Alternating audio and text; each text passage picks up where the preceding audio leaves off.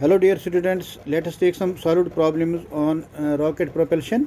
Rocket जो हमने पिछले वीडियोस में पढ़ा, रॉकेट्स के बारे में कैसे रॉकेट प्रोपल्शन करते हैं, यहाँ रॉकेट की हमने डिराइव रिलेशन की। यहाँ पर ये प्रॉब्लम के Diwali rocket is ejecting 0.5 kg of gases per second at velocity of 400 metre per second. जब हम पटाखे छोड़ते हैं, रॉकेट डालते हैं दिवाली पर, सो जो दिवाली का रॉकेट हम जो छोड़ते हैं उसमें जो गैस होता है that is ejecting 0.05 kg of gases per second. वो पर सेकेंड 0.05 kg ऑफ गैस एक जो दिवाली रॉकेट है वो इजेक्ट करता है eight velocity of 400 metre per second. और जो वेलोसिटी है इजेक्शन का दैट इज़ जो वेलोसिटी है रॉकेट का that is 400 metre per second. हमने बताना है what is the acceleration force on the rocket. Rocket पर एक्सेलरेशन फोर्स कितना है ये हमने बताना है। सो लेट अस टेक एक छोटी सी प्रॉब्लम है ये। जैसे हमने रॉकेट की जो इक्वेशन हमने डिराइव की, रॉकेट प्रोपल्शन का जो इक्वेशन हमने डिराइव किया, वो जो थ्रस्ट ऑन द रॉकेट जो फोर्स है that is given by F equal to minus u d m बटा डी टी, जो पिछली वीडियो में हमने पढ़ा है, एक्सप्लेन किया आपको। The thrust on the rocket that is given by, in case of the rocket propulsion, that is the force is given by F is equal to minus u dm by dt. dm by dt is the change of the mass. जब एक body एक rocket propel कर रहा है, आगे बढ़ रहा है, तो उसमें से गैसेस होते हैं वो बर्न होते हैं और वो जो रॉकेट का मास है वो चेंज हो जाता है, साथ साथ टाइम के साथ चेंज होता है। मास ऑफ द रॉकेट कम होता है जब फ्यूल उसमें बर्न हो जाता है और फ्यूल बाहर निकलता है, और this d M by D t represent the rate of change of the mass. Time के साथ मास चेंज होता है। तो यहाँ पर एफ इज इक्वल टू ये दिस इज जो वेलोसिटी है दैट इज़ मूव करती है 400 मीटर पर सेकेंड वेलोसिटी है रॉकेट की। तो you initial velocity that is 400 metre per second into D M by D T, change of the mass है that is जो 0.05 जो इजेक्ट होता है 0.05 kg of gases per second eject करता है रॉकेट। तो यहाँ पर ये बनेगा वेलोसिटी इंटू ये जो मास जो है, मास जो गैस निकलता है रॉकेट से, इसका मतलब है कि रॉकेट का जो मास चेंज हो जाता है वो d M by D t वो that is 0.05 kg per second. वो रॉकेट जो है फ्यूल बर्न करता है, इजेक्ट करता है, जो दिवाली का रॉकेट है। तो हमने बताना है फोर्स किस फोर्स से मूव करेगा, वो रॉकेट पर कौन सा फोर्स एक्ट करता है, कितना फोर्स एक्ट करता है। वो ये बनेगा 400 इंटू 0.05। तो आफ्टर मल्टीप्लाइंग इसको ये बनेगा फोर्स निकलेगा 20 न्यूटन। सो 20 न्यूटन फोर्स जो है कि जो फोर्स जो रॉकेट मूव करता है दैट इज़ 20 न्यूटन फोर्स जो है वो रॉकेट पर एक्ट करता है, जिसकी वजह से रॉकेट मूव करता है और 0.05 kg ऑफ जो गैसेस वो इजेक्ट करता है पर सेकेंड। तो यहाँ पर हम एक और सॉल्व प्रॉब्लम एक्सप्लेन करेंगे। A rocket motor consumes 1 quintal of fuel per second. एक रॉकेट मोटर जो है वो कंज्यूम करता है एक quintal means 100 kg of fuel per second वो कंज्यूम करता है। The exhaust speed of the gases with respect to rocket is 5 kilometre per second. और जो exhaust speed of the gases होता है वो जब जो गैसेस एग्जॉस्ट होते हैं रॉकेट में वो 5 किलोमीटर पर सेकेंड के हिसाब से एग्जॉस्ट होते हैं। वो दैट मीन्स वो 5 किलोमीटर के हिसाब से जो पर वो रॉकेट को देते हैं, जो rocket exhaust speed of the gases जो है with respect to the rocket जो है वो है गैसेस का 5 किलोमीटर पर सेकेंड। हमने बताना है calculate the force exerted on the rocket, कि रॉकेट पर कितना फोर्स एक्सर्ट होता है जब गैसेस उसमें से प्रोपेल होते हैं, एग्जॉस्ट होते हैं। What is the velocity acquired by the rocket when its mass reduces to 1/100th of initial mass? तो हमने बताना है कि वेलोसिटी क्या है रॉकेट की। वेलोसिटी रॉकेट कितना एक्वायर करता है, कितनी वेलोसिटी रॉकेट एक्वायर करता है जब इसका मास जो रिड्यूस होता है 1/100th of its initial mass. सो बच्चों यहाँ पर देखो आप, ये रेट ऑफ चेंज ऑफ जो मास है d M by D t that is 1 quintal. Per second, that is 100 kg per second हम लिख सकते हैं। और जो वेलोसिटी है that is 5 kilometre per hour, -5 kilometre per hour है। जो गैसेज एग्जॉस्ट होते हैं वो अपोजिट डायरेक्शन में होते हैं to the direction of the rocket. जो गैसेज एग्जॉस्ट होते हैं वो एग्जॉस्ट होते हैं with a speed of 5 kilometre per second, इसलिए जो इनिशियल वेलोसिटी है that is -5 kilometre per second gases का आएगा और विद नेगेटिव साइन, बिकॉज जो गैसेज एग्जॉस्ट होते हैं वो उनका डायरेक्शन अपोजिट होता है to the direction of the motion of the rocket. तो ये बनेगा 5 × 10⁻³ मीटर पर सेकंड। किलोमीटर को मीटर हमने बनाया, इसको 1000 हमने मल्टीप्लाई किया, वो दैट मीन्स 10⁻³ मल्टीप्लाई किया। सो ये बनेगा, हमें पता है जो थ्रस्ट ऑन द रॉकेट का जो रिलेशन है, जो force on the rocket that is given by F - u dm/dt, rate of change of mass. तो या इनिशियल वेलोसिटी यहाँ पर दी है, माइनस इंटू माइनस, ये बनेगा 5 × 10⁻³ इंटू जो रेट ऑफ चेंज ऑफ जो वेट है, मास है ऑफ द रॉकेट है when the gases are exhausted. तो ये है 100 kg। तो इसको कैलकुलेट करने के बाद ये बनेगा 5 × 10⁵ न्यूटन। ये रहा फोर्स। वेलोसिटी हमने निकालनी है, what is the velocity equalled by the rocket, वो हमने निकालनी है। When it is mass is reduced to 1/100 of mass of initial mass, वो m/m0, m is the mass, m0 is initial mass, ये बनेगा 1/100।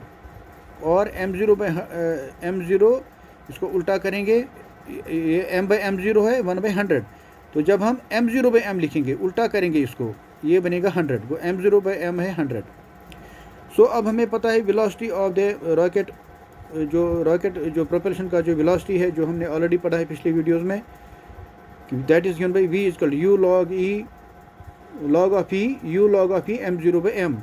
अब यहाँ पर ये वैल्यूज़ हम पुट अप करेंगे इसमें, ये बनेगा u हमारे पास है -5 × 10⁻³ मीटर पर सेकेंड, वो ये लिखेंगे 5 × 10⁻³ log e, m0/m है वो 100 के बराबर है, बनेगा log e 100।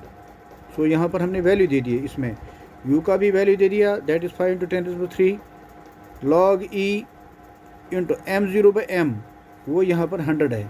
सो यहाँ पर log e 100 बनेगा। तो ये बनेगा 5 × 10⁻³ इंटू, ये बनेगा log 100 बराबर है 2 × 2.303 log of 10 log of 100।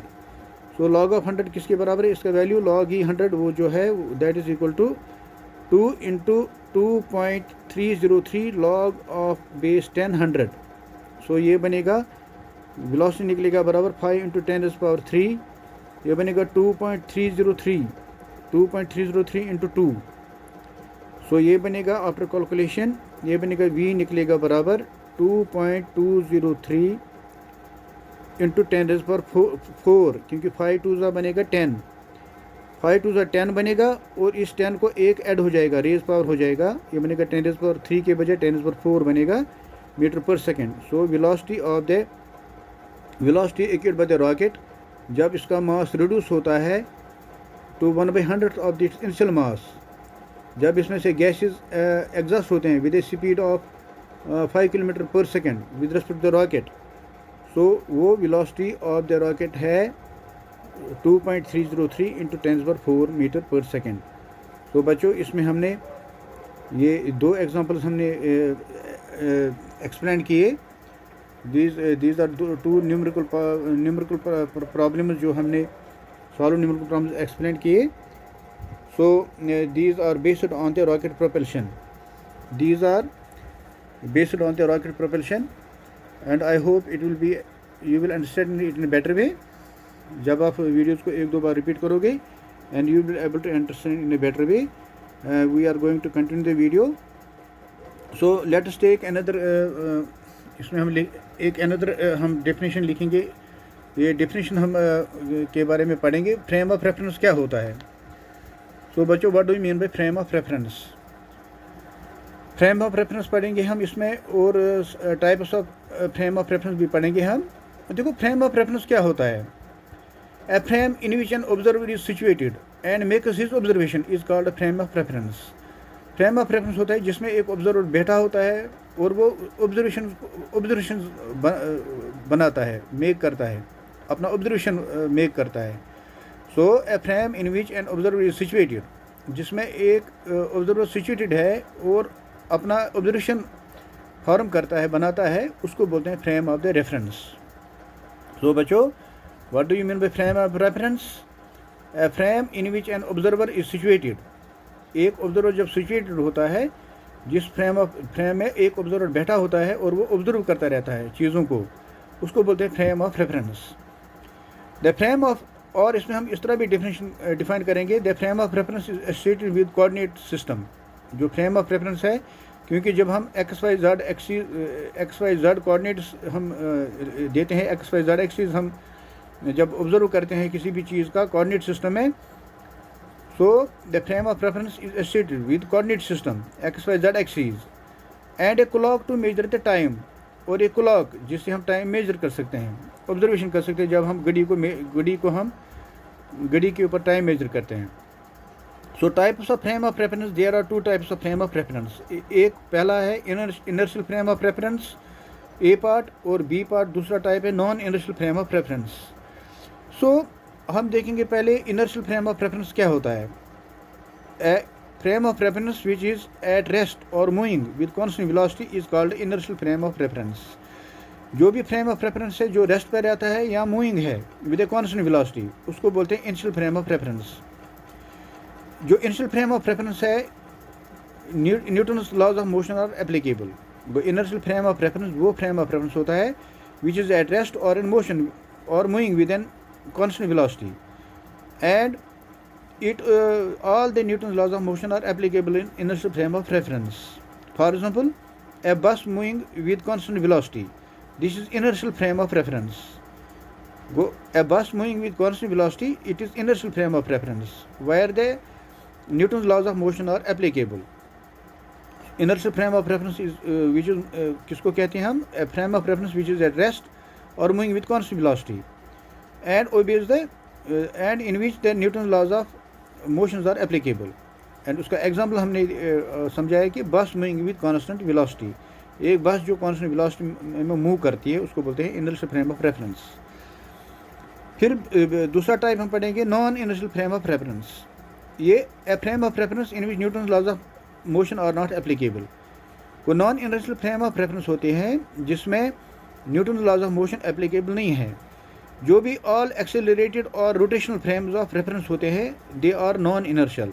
वो अगर हम एक्सेलरेटेड या रोटेशनल फ्रेम्स ऑफ रेफरेंस अगर हम देखेंगे, वो ऑल एक्सेलरेटेड और रोटेशनल फ्रेम्स ऑफ रेफरेंस और नॉन इनर्शियल, वो नॉन इनर्शियल में आ जाते हैं। For example A lift moving up और डाउन विद सम एक्सेलरेशन, जब एक लिफ्ट मूव करता है अप और डाउन तो वो आता है non inertial frame of reference में, उसमें Newton's laws of motion applicable नहीं है। सो बच्चों, इसमें हमने एक और सब टॉपिक हमने पढ़ा इस वीडियो में, फ्रेम ऑफ रेफरेंस।